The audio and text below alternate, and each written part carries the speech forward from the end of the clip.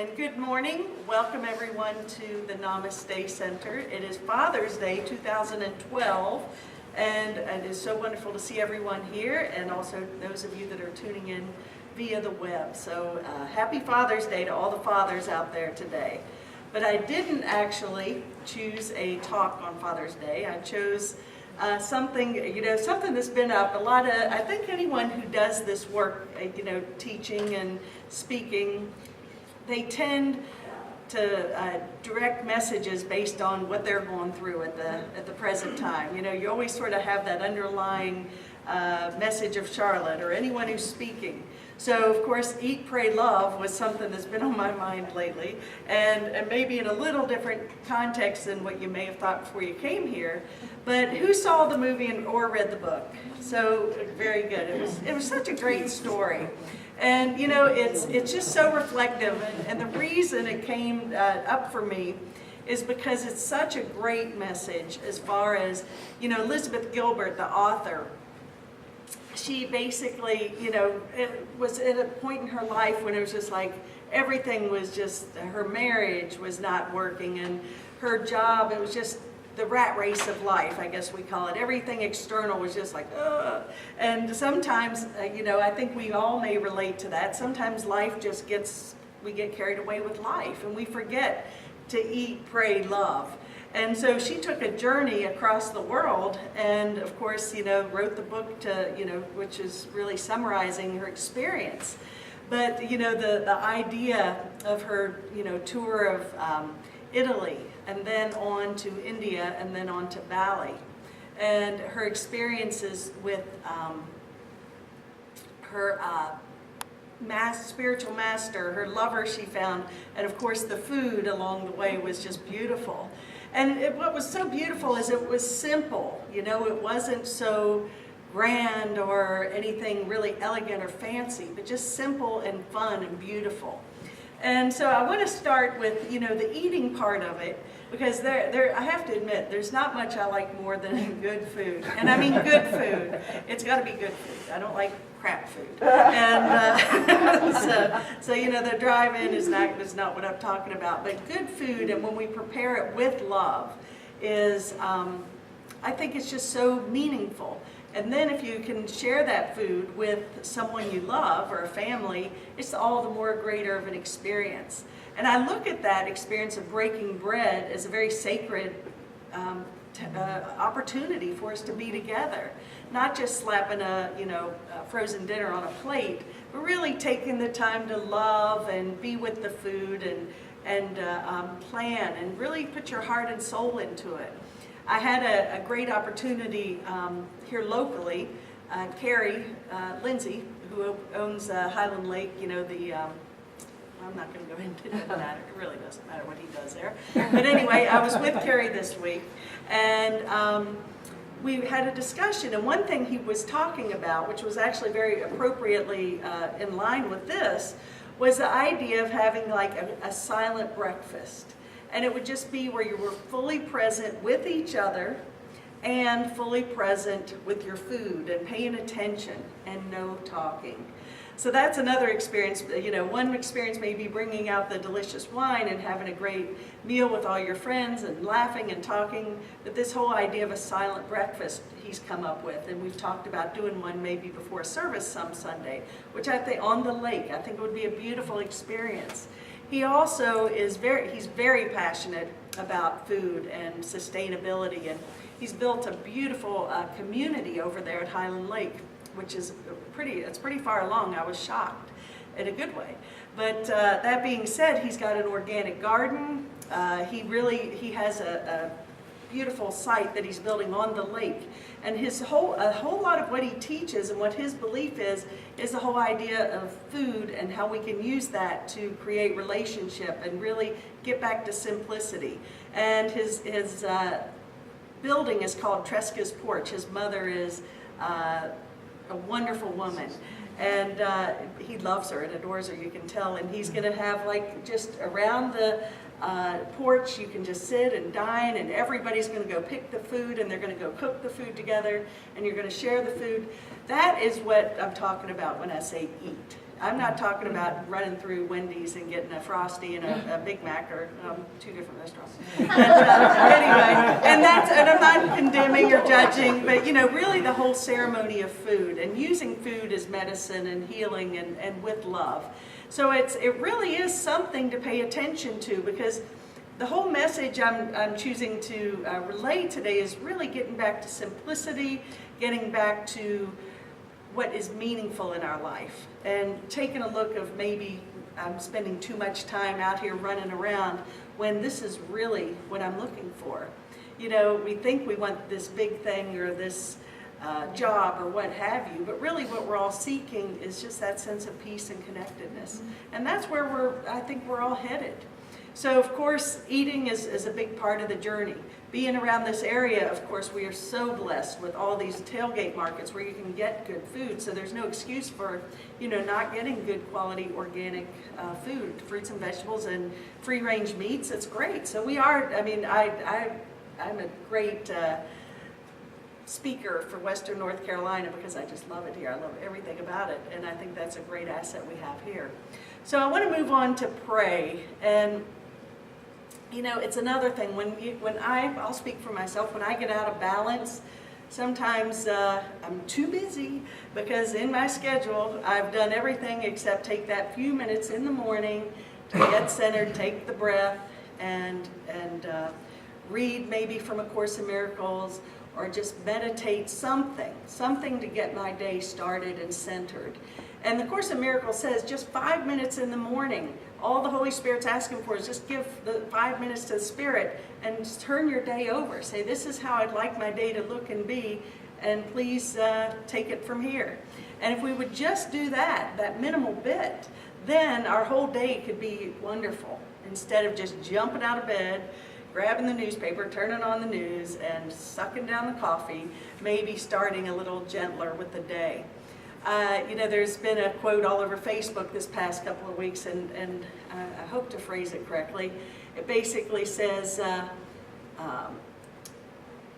everyone should meditate for 30 minutes a day, and if you're too busy, then you need to meditate for an hour. Something like that. So in other words, the message is right there between the pay attention. Because we really do need to take that time to get centered. I know many times in my coaching with people, as we make sort of a vision, a life plan with people, it's always, and I'm a big advocate, put yourself first. You got to put your time in there to get your meditation, your exercise, and all of this in. And that's one case where I know I teach what I need to learn. Because generally speaking, for some reason, it's not an uncommon pattern that I go back to putting myself at the end of the list.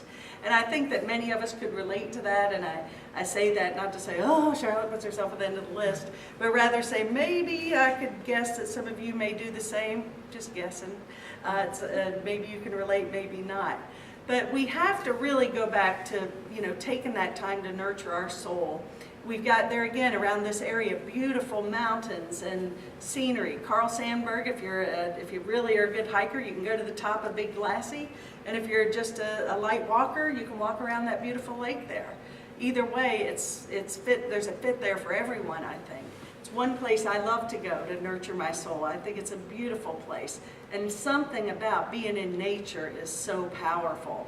So that prayer that we can bring into it, when I'm out there hiking or taking a walk in nature, everything in my mind just settles down, and I'm just so in love with what my surroundings are. The birds, you hear the birds and you feel the dirt and the rocks under your feet. It's wonderful. I know probably 30 years ago I went to New Mexico and spent some time on a Navajo reservation, and literally on the dirt floor hogan. That was with a native family. And we used to go walking with the husband of the family, and we'd go walking in nature, and it was so interesting to see his ability to tune in to everything, the sounds. He would be able to recognize the plants. He would explain whatever this plant was. This one's edible, this one's poison, this one's good for this one's good for that. The birds. He would be able to notice things that most of us were just walking, and before you know it, when's this hike going to be over, And, it was a mindful hike, mindfulness. And, even if we want to, get the exercise in with the hike, it's about being mindful, really tuning in. And, where the message is really going today is that mindfulness. And mindfulness with food and each other, and the meditation and the prayer. And because this world is really so often expressing things that don't really meet that mindfulness. But we do. The good news is we have the choice to always go back there. That's the miracle. Choose again. So on to the last segment of this, and it's all about love. And love is what it's all about, really. And, love not in the sense, I know we all seek in it, and one thing in Eat, Pray, Love, she was seeking the romantic partner, which is all wonderful. It's great to manifest your romantic partner. It's wonderful. But on the other hand, I'd like to address love from maybe looking at what love isn't. In other words, we tend to think, oh, I love you. But really, it's not a true love because it's not based in total acceptance and understanding and unconditional love. It's based on, I love you because you are filling a need in me. In other words, I'm loving you out of lack. And don't you know that in relationships, the Course in Miracles calls that a special versus holy relationship.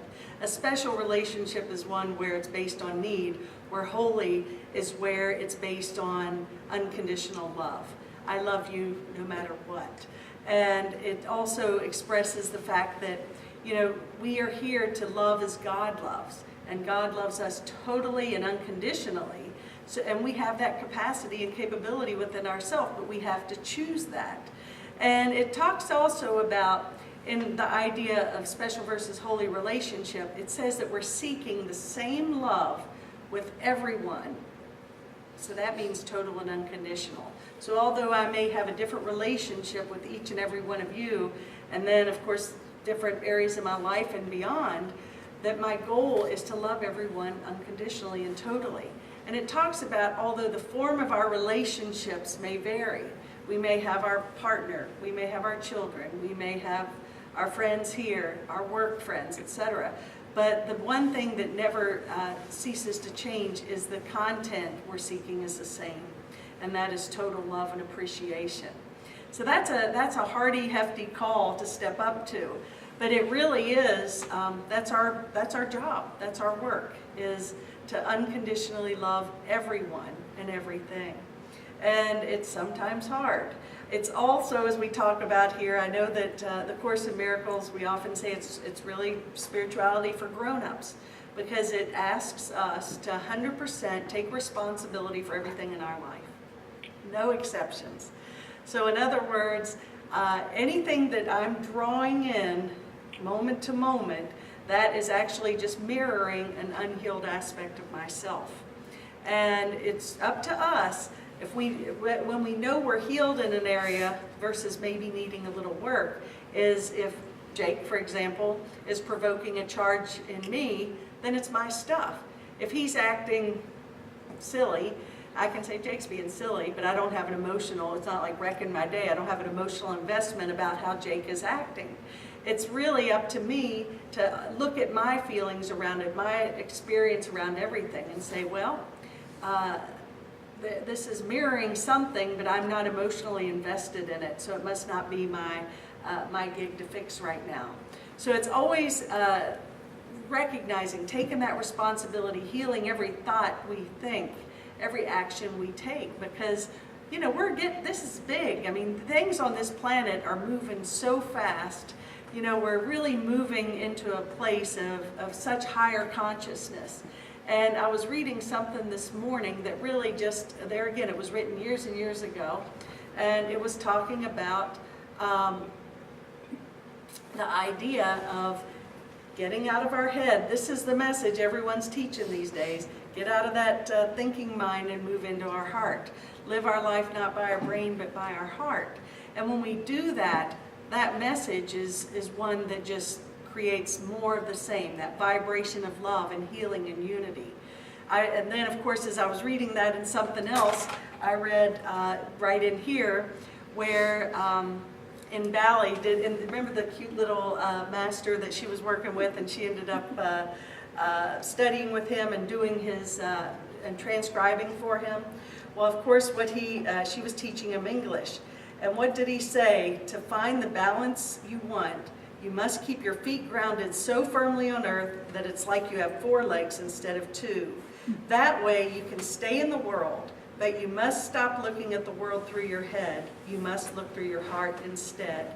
That way you will know God. Now that's a great 2 sentences here that could really change your life. This is simple. I'm not really into studying the books this thick and analyzing and trying to figure it out anymore. Some of the happiest people on the planet and the most loving people are the most simple people. And so to get back to that simplicity and that heart energy. We also have, I want to go back to a little bit about a soulmate, because this is such a great analogy. This gal is Elizabeth Gilbert. She's a great writer. And there's so many great little stories here, little quotes. And she says, people think a soulmate is your perfect fit, and that's what everyone wants. But a true soulmate is a mirror, the person who shows you everything that is holding you back, the person who brings you to your own attention so you can change your life. A true soulmate is probably the most important person you'll ever meet, because they tear down your walls and smack you awake. But to live with a soulmate forever, nah, too painful. Soulmates, they come into your life to reveal another layer of yourself to you, and then they leave.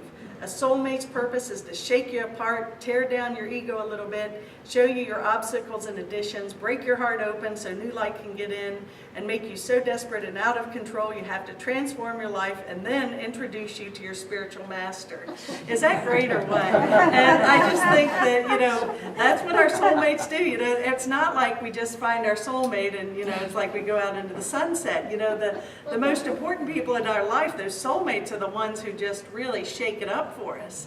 And when we can get to the, past the trauma of whatever it is, then you can look back and say, man, that hurt, but that really opened my heart. And that was such a wonderful gift. And so the soulmate little fantasy relationship is a little different in her perspective. And I do like her honesty here. I think it's wonderful. She also says it's better to live your own life imperfectly than imitate someone else's perfectly. And, I think Oprah one time said in an interview, something along those lines, why would he want to be me? He's a great example of who he is. I can't remember even who the person was. But we always tend to look into magazines and say, oh, I want to be like this person or that person. And really the people I like the most are the people that are just out there, the people I'm attracted to. They're just being themselves. There's no pretense. They're not trying to be something they're not. Be the best version of yourself that we can be. I think that's a very powerful and a great lesson for all of us. It says also we need to learn how to select our thoughts the same way we select our clothes every day. There's a power, this is a power you can cultivate. If you want to control things in your life so bad, work on the mind. The only thing you should be trying to bring into control. And so, there again, how often do we have to hear this? But I guess we do, because some of us, like myself, haven't gotten it yet. But, simple, pray, meditate, eat, do things consciously, be loving, live from your heart. All of these things, cultivate your mind, because every thought we think, those dominant thoughts, can take us to heaven or hell. They really can. I find that if I get triggered up, this is really what the Course in Miracles tells us, is it's a course in mind training. And it teaches us how to recognize when that ego or those insane thoughts come in and say, whoa, okay, love you, but go and choose again. Thank you for sharing. And so what we do, that's the miracle. We recognize it, we make a shift in perception, and that's the miracle. What the ego, or the part of us that chooses to stay separate and asleep, the ego's goal is to, when that thought gets triggered, is to all of a sudden just go with it. Oh my God, just take it like a dog with a bone, a pit bull with a bone, you know? And then you're going to go out and grab up all your other pit bull buddies and make a pack, and you got a big energy there, you know? And so, yeah, sound familiar? I think there's some laughs like that. Yeah, in there. And, but, you know, and we can, you know, you can play that game all you want. But what happens is that perpetuates just so much angst and ultimately sickness in the body. I mean, when you see people who carry lifelong resentments, it often reflects in their body through a cancer or a broken heart. Sometimes will actually reflect in heart disease. So the body is a great mirror for where we are in consciousness too. So it's all really just going back to that simple, be love, eat consciously, take time for yourself to pray. It's back to simplicity. So we can take our little journey. It'd be nice if we could all just pack up and take that journey around the world together. But we got a great place here to start. So if we can just take that time to eat, pray, and love, be in our hearts, see each other as the gift they really are, as the Son of God that they really are, the daughter of God that they really are. And just bless them for all their gifts they bring to us, even if they seem like they're kind of yucky at the time. Just say thank you so much. Because as I mentioned in the meditation today, many people with their parents, that's a great example of where we choose a lot of lessons by how we come in. That DNA that brings us onto the planet. And sometimes the experiences, I know many people, I was blessed with for the most part, a very easy life growing up and loving experience with my parents, but I know many people might not have had that great experience. My lessons were other places. But that being said, I think that when we can also recognize and forgive our mother, our father for what we think they did, then by doing that, we can heal that ancestral line of insanity that just carries on and on and on.